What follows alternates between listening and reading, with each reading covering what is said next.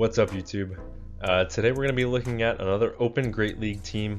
This team was actually inspired by Yonkis. I'm sure all of you are very aware of who that is, another content creator in the Pokemon Go PvP circuit. And he put out a team with Thunderfang, Steelix, ANNIHILAPE, and Superior. So I took that team and I ran with it a little bit, but instead of Superior, I wanted to run my newly built Shadow Jumpluff, and I chose to run the Shadow ANNIHILAPE. And Shadow ANNIHILAPE, even though it's ranked lower in the rankings, as you can see right here, it packs a punch. And I mean that literally. Like, this thing, it hits so damn hard. I'm honestly not really sure why it's ranked lower, especially when it picks up 4 wins and only drops 2.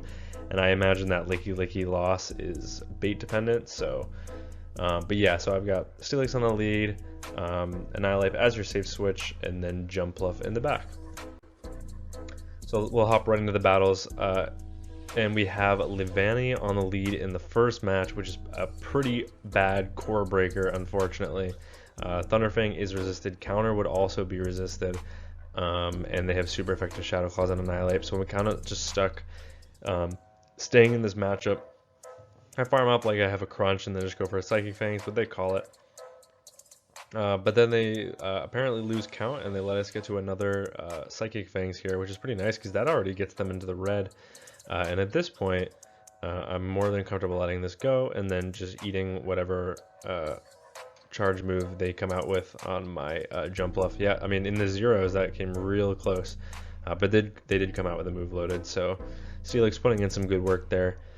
It's really important that you have Steelix on the lead for this team, and that's just because, ooh, I should have got a fairy wind through there, I'm not sure what happened. But it's really important because otherwise you are super weak to Talonflame. That being said, they come in with a Mandibuzz. We get off some nice Aerial Ace chip here, and I guess we're just going to have to stay in this matchup because obviously ANNIHILAPE doesn't have a great matchup. But then we both instant swap Diggersby into the ANNIHILAPE here, and this is obviously a great matchup for us. We can eat a Scorching Sands like it's no tomorrow. And then we farm up, CMP tie them on the Fire Punch because that's what all they needed left to KO, and they actually shield, which is pretty surprising because now I can just fully farm down and come out with a move loaded. And even though they're kind of close to a move, I think I can make it to back-to-back Rage Fist here. And at this point, they have to shield everything because these counters are going to add up so fast. And they do shield, but that actually lets me get to another Rage Fist because they tried to overfarm as much as they could, but they lost count. And we were able to take that first win. So even with that core breaker in the lead, still able to take that win. Goodra on the lead in the next match. I'm staying in this matchup, which is kind of surprising, but I guess both of our fast moves are resisted, so it's not that surprising.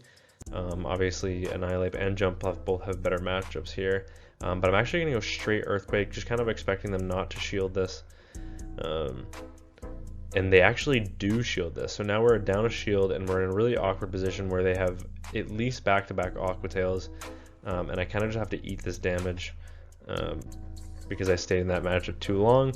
But now that means we can come in with Jumpluff. They do farm up really well, throwing right before we get to our first move, and that's fine, but we do have to kind of throw right away because they're already probably at back-to-back moves.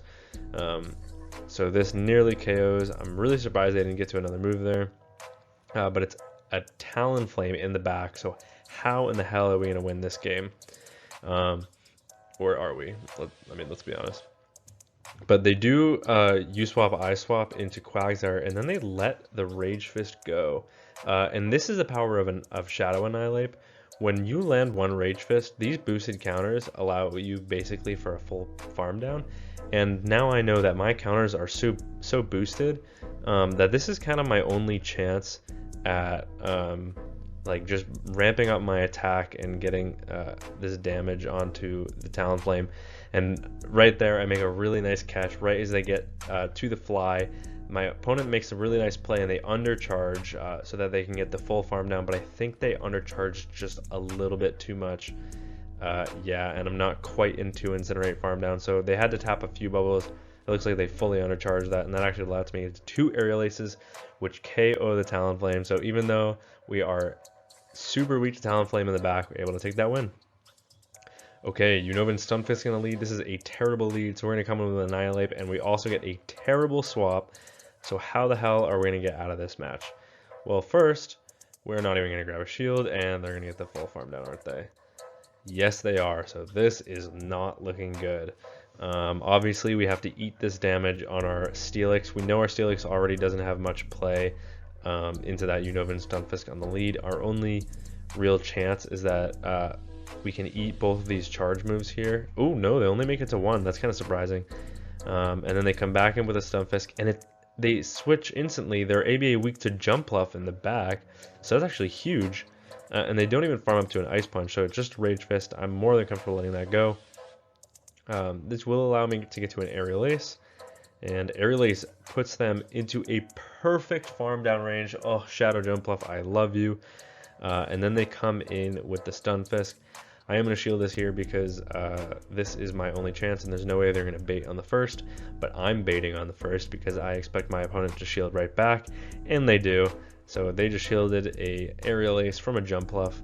This time we are going to go for the Energy Ball. I imagine they are going to double shield, but I didn't want to bait twice in case they didn't. And at this point, I tried to catch a discharge on my Steelix. I was unsuccessful, but I'm going to stay in this match. And because they can't farm me down, I'm just going to farm up to the Earthquake, force them to throw their energy, which is exactly what we do. They do get off the double Mud Bomb, but now we have a shield loaded. The question is, can we take a discharge from this range? But they bait with a Mud Bomb, and yeah, that's game over for my opponent. You can't bait in that situation. You just got to hope you outpace. Jump Bluff on the lead in the next match. This is a pretty good lead, actually. The non-Shadow Steelers can take Energy Balls like super comfortably. I hope you kind of see that in this matchup, assuming they go straight Energy Ball here, especially from the non-Shadow Jump Bluff. Look at that. Oh, that does nothing. That's gross. That is neutral damage right there. And just we were both non-Shadow here, but then they give up switch into the Licky Licky. So I'm going to debuff with the Psychic Fangs and then switch into my Annihilate here. They do farm up all the way to the Solar Beam here, and I'm really tempted to shield this, but I kind of wanted to see the damage, so I let it go, and it actually puts us at exactly 1 HP, which is amazing. We come out with the Close Combat loaded. I'm not sure what would do more here, Rage Fist or Close Combat, even though it's resisted. They probably do about the same. And there is an argument you should run Ice Punch on the Shadow, but I decided to just go with Close Combat there. But then they have a Dunsparce in the back, so Jump Left, double rollout. This is a team we see pretty regularly. But they farm up 1 away from back-to-back drill runs, so I'm probably just going to go 1 and catch, and that's exactly what I do. Catching the drill run on the Shadow Jump Bluff. This is going to do absolutely nothing, and that's exactly what happens.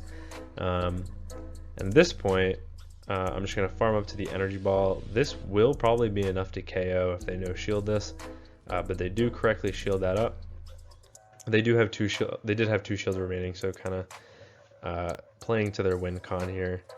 And then they come back in with their Jump Bluff, so that actually lets me get a super effective Aerial Ace here, and then I'm more than comfortable just letting this go, because I think at this point I'm still out of Energy Ball range, so I can just go for the Psychic Fangs, go for the full farm down, and then just save my shield for that drill run in the back, because they're not going to be able to roll out farm me down, nor are they going to be able to Fairy Wind farm me down. So I just eat that Energy Ball. They realize they're not going to get to another move, so they switch into the Dunsparce. This is the only move they're going to make it to here. I know I can outpace to the Earthquake, so I'm going to farm up, get to the Earthquake, just to secure this knockout, because I know they can't get to a move on the Jump Bluff. It gets the KO, and then we're able to get the Thunder Fang farm down of the Jump Bluff on the lead, and we're able to take that win. Into the next match, we've got ANNIHILAPE on the lead, and this is tough for this team because obviously we are ABA weak to ANNIHILAPE, obviously weak to it in the lead, but we can't come in our own ANNIHILAPE because otherwise we'd be 1 turn behind unless we throw a charge move on CMP, and then it's just about who wins CMP here, and obviously with the 0 attack, we are not going to win it. That being said, this will have to grab the second shield from my opponent if they are unwilling to go down here, and that's exactly what they do. And look at these double resisted counters, and then it's a Toxapex in the back, so I'm just going to go for Rage Fist here, just boost these counters a little bit more. They're already doing some pretty nice chip on the Toxapex. Throwing another Rage Fist as soon as we get it. I believe that would have been on CMP with the Brine, but they did not throw it. And then I come in with the Steelix, and I think I caught a Brine here, which is pretty nice. So preserving that Annihilate for later, and they try to get that Poison Jab farm down, but that is triple resisted on the Steelix. So I'm just going to come in with the Annihilate, finish that up. They're going to be forced to come in with their own Annihilate in order to KO here, unless they have something strong against me in the back, and that's exactly what they do. They're forced to throw their energy, which means I can just let this go, come in with Jump Bluff, and hope whatever is in back is weak to Jump Bluff, and it is not. It is a Dugong, but fortunately for me, they have no shields, so they cannot debuff me before I get off this energy ball. And at this point, I basically just have to farm up to back-to-back Aerial Aces. I'm pretty sure they're pretty far away from a move on the Annihilate, but just to be safe, I'm farming up. Gonna throw this Aerial Ace. This should be enough to KO the Dugong from this range, and it is. And that lets us get to another Aerial Ace before the Annihilate comes back in. So many matchups here where we're like nearly triple hard countered, and we were able to take wins with this team. So really strong team. Oh, here's, by the way, the Pokemon that we're triple weak to.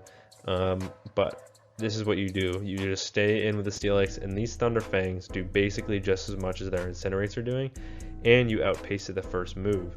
So you can get off the Psychic Fangs. Obviously, they want to let that go, but at this point, I'm going to shield, and I'm just going to fully farm them down, because even if it's a Flame Charge, I'm going to get the full farm down before they're even able to make it to a second move. They do Brave Bird, and then they come in with Toxapex, so they must be so weak to the Steelix in the back. So I just throw that energy. I'm going for the Thunder Fang farm down. I throw the Psychic Fangs on the CMP tie with their Brine, leaving it up to my opponent what they want to do. And I'm going to shield this, because if you're coming in with Toxapex against the Steelix, you must be so weak in the back.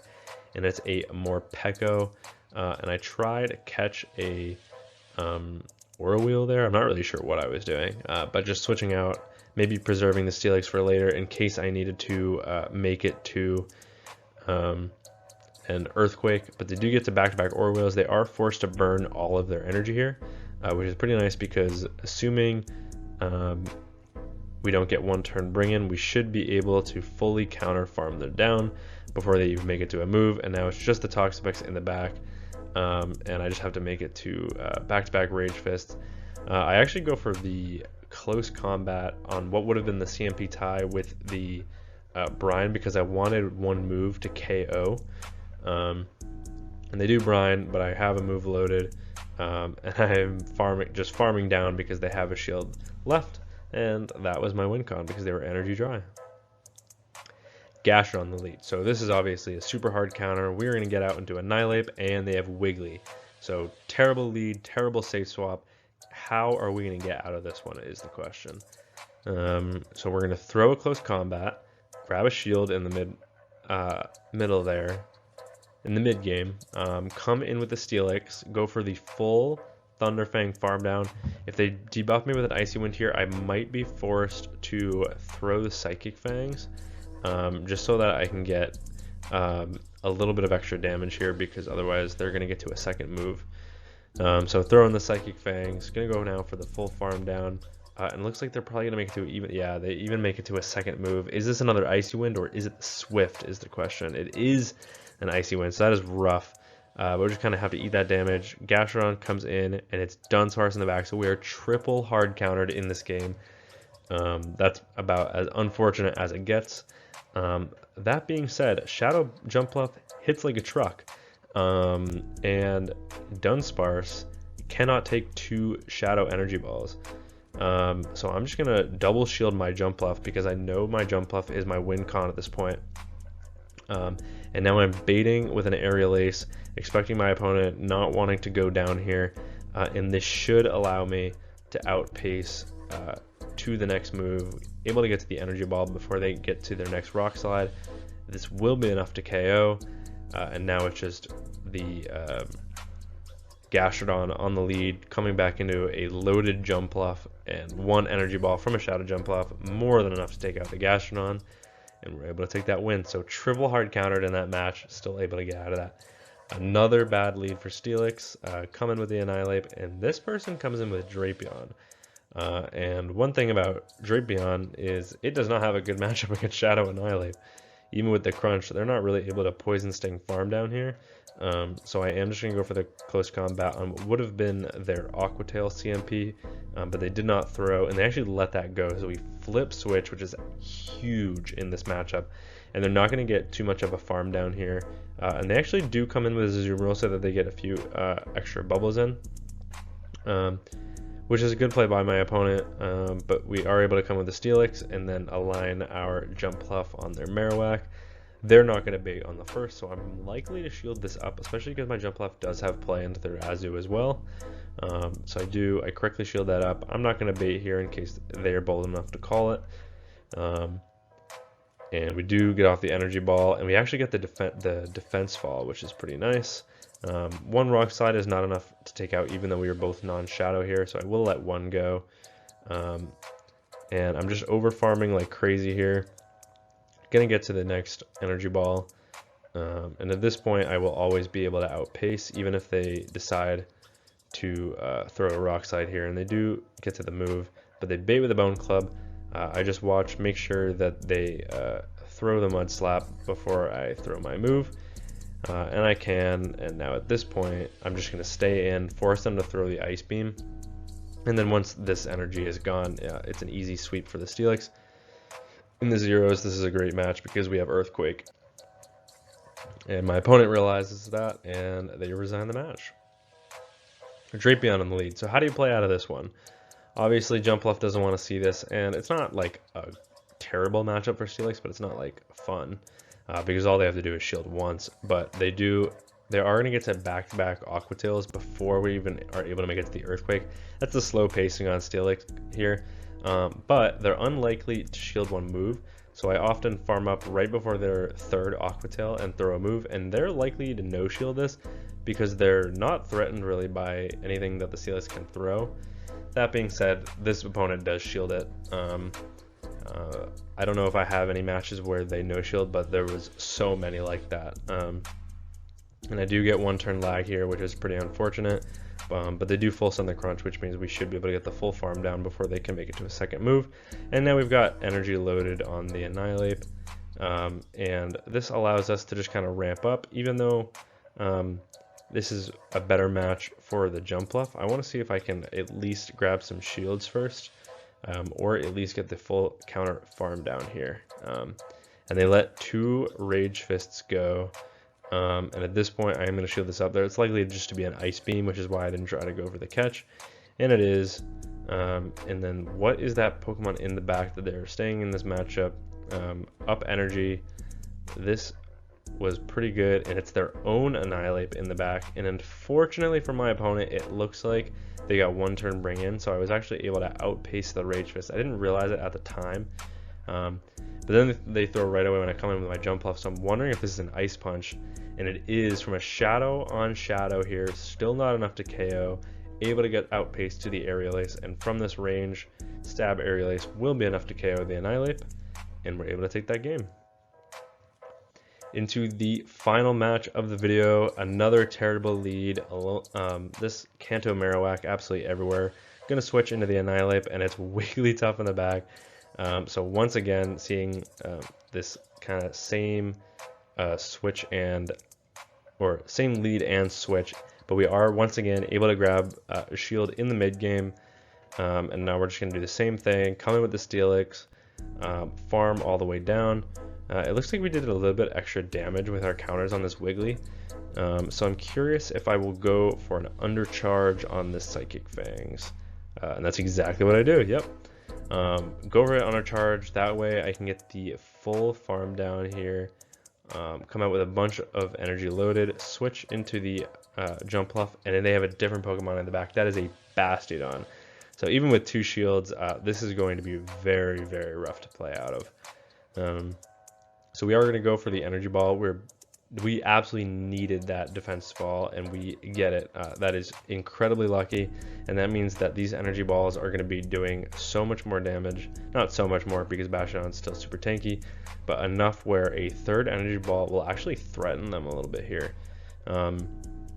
We are able to get to this energy ball, and then will I go for a Stone Edge catch is the question. And we do go for the catch, but we are unsuccessful. But this does allow us to get to an Earthquake. I'm expecting my opponent to no-shield this because they're not going to be threatened by any one move from Steelix, but unfortunately that just doesn't quite do the damage, and they get the full farm down. So there's basically no win cons left in this game.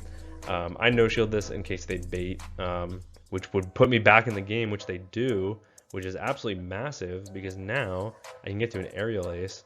This will be enough to KO. And now it's Fairy Wind versus Smackdown, and oh, just barely my opponent was able to get the Smackdown farm down, surviving at 1 HP against the Fairy Winds, and the one loss of the video is right at the end.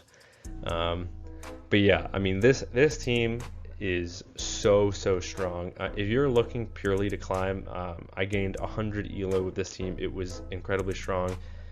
So definitely a shout out to Yonkers for at least showcasing this line or a similar line. I do think Jump Off actually is better than Superior in the back, but that's just kind of my opinion. I'm sure there are matchups where it would have been nice to be Superior, maybe against like the Bastion. That would have been a little bit more comfortable because you can at least, you're not taking super effective from the Smackdowns and you're going for frenzies. So there's definitely some play for both. And I just found that even though there's a lot of like hard answers to this team, a lot of core breakers for this team was still able to work out of it. Like, I saw so many Talonflames, so many games where I was triple hard countered and somehow I won. Just able to grab shields in the mid game with Annihilate, and then punish people for not expecting the Earthquake with the Steelix, and then the Shadow Jump Puff, just the insane damage output while maintaining the bulk that the normal Jump Puff has. So yeah, that's the team, that's the video. I hope you guys all enjoyed, and until next time, peace.